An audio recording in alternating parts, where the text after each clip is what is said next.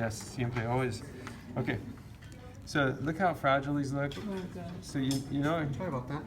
See, you know you're holding a cervical or neck vertebra when they're small, because you know this just would not work to have that down here, right?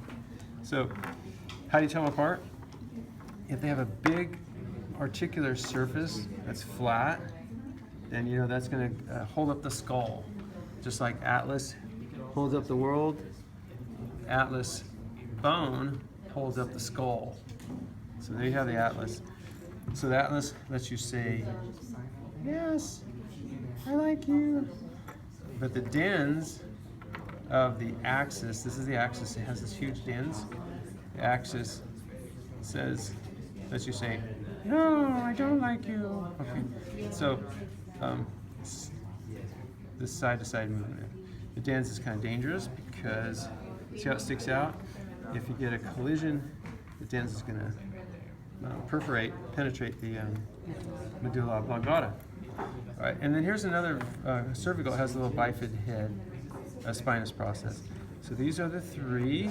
Well, you have more than three, but these are three examples of cervicals. For your drawing, just draw these two: Atlas, axis, and you don't have to label any parts because we're just going to do all labeling on maybe one. I'm thinking the thoracic because it's so busy because we have ribs. Ribs that are going to come off of this.